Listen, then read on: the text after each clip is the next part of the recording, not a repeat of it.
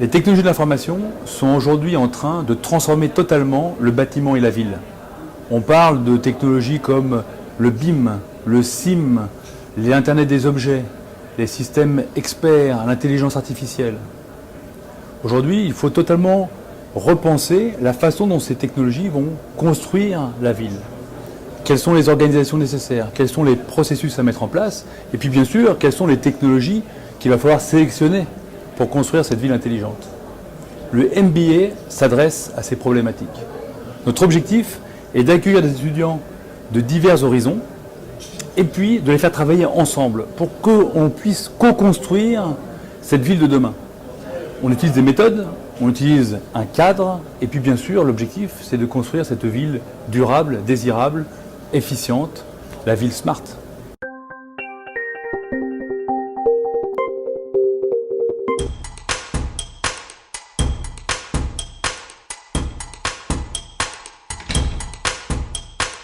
Cette année, on a travaillé aux côtés de la mairie de Courbevoie sur le projet d'aménagement du quartier de l'Age pour essayer d'amener nos expertises Smart City et management des écoquartiers dans le domaine du numérique pour voir comment le numérique pouvait aider la ville de Courbevoie à faire du quartier de l'Age le quartier de demain.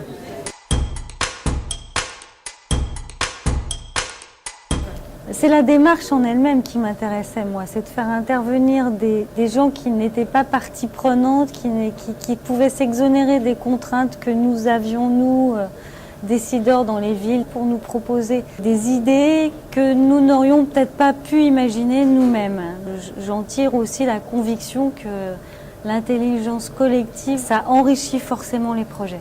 J'ai beaucoup apprécié, évidemment, cette présentation. J'ai pu voir à travers les éléments auxquels j'ai assisté qu'il y avait quelque chose finalement de très ancré. C'est-à-dire que quand on avait dit qu'on aurait des productions très libres, j'ai trouvé que c'était effectivement libre, avec un panorama assez large, 10 solutions qui traitent vraiment de 10 façons finalement d'aborder la Smart City, et en même temps très ancré sur le territoire et très réaliste.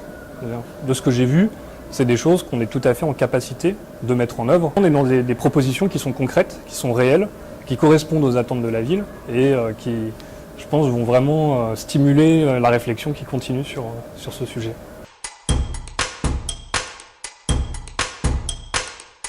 J'ai une formation en fait, d'ingénieur environnement, donc c'est une formation qui était assez généraliste sur la partie énergie renouvelable, énergie et développement durable. Et j'ai voulu, pour ne pas forcément avoir un éventail un peu trop large en fait, de choix possibles, de passer sur un côté un peu plus numérique, appliqué justement à l'énergie et au développement durable. Et c'est ce qu'offrait un peu le MBA, justement Smart City, Management des écoquartiers, avec cette dimension plus de territoire et de ville qui me plaisait vraiment. Parce que là, on arrivait en fait, sur le niveau de la ville à des projets vraiment concrets qu'on pouvait commencer à appliquer, qui étaient justement en relation à la fois avec l'énergie et à la fois avec le numérique. Alors, déjà, le MBA, la première chose qu'il m'a apporté, c'est vraiment une professionnalisation. Donc c'est un MBA en alternance qui m'a permis en fait de pouvoir travailler à Veolia. Et dans un deuxième temps, c'est vraiment d'évoluer dans un cadre pluridisciplinaire avec des personnes qui viennent d'horizons différents et pouvoir avec ces personnes-là co-construire un projet. Donc c'est vraiment apporter une ouverture d'esprit et une ouverture professionnelle à mon parcours d'architecte.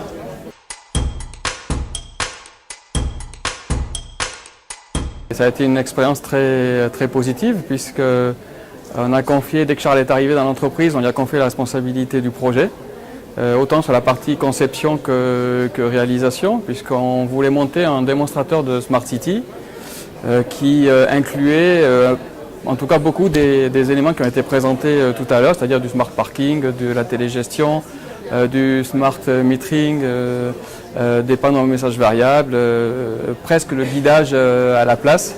Et donc il a participé au projet depuis le début jusqu'au montage des équipements. Il a même participé à la commande des équipements, à la consultation des fournisseurs. Et il a été, je dois le dire, assez autonome.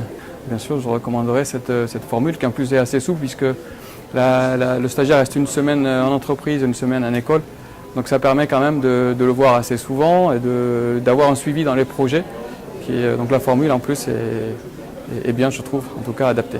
En conclusion, Nous avons pu vous montrer le fruit de cette année de travail en collaboration avec la ville de Courbevoie, entre des étudiants, une collectivité, des entreprises qui prennent des étudiants en alternance.